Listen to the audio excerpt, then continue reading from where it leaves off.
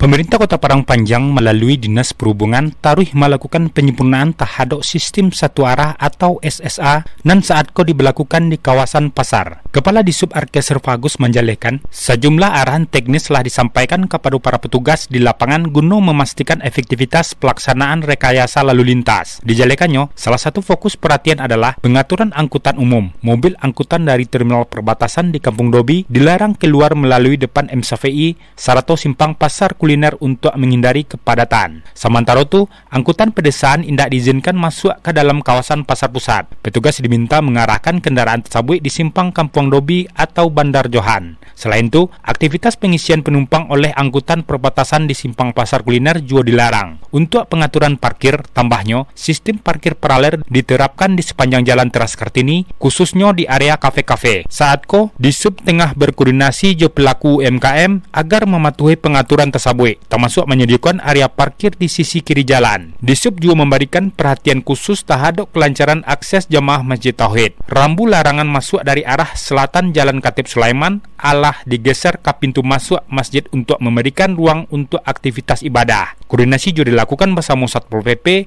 untuk mendukung kelancaran operasional di lapangan. Dalam menjalankan tugasnya, seluruh personel Disub diimbau untuk tetap bersikap humanis serta mengedukasi masyarakat terkait kebijakan rekayasa arus lalu lintas dan sedang berlangsung. Arkes menegaskan, keberhasilan sistem ko sangat bergantung pada kerjasama semua pihak, termasuk petugas serta masyarakat pengguna jalan.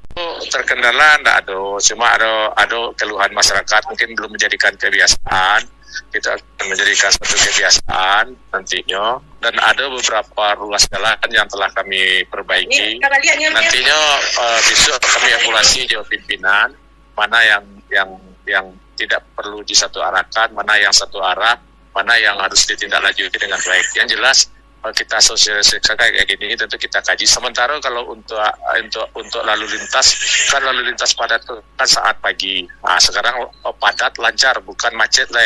Biasanya kami selalu macet pagi matur lalu lintas. Kami kan yang tiap pagi jam setengah 7 ke lapangan macet menyeberangkan anak. Kini alhamdulillah nak macet. Jadi apa keluhan masyarakat yang berkaitan, mungkin ada yang merasa terugi. Nah, kita cari dulu jalan keluarnya.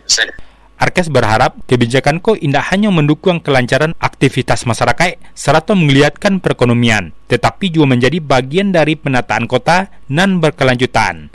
Nofri melaporkan.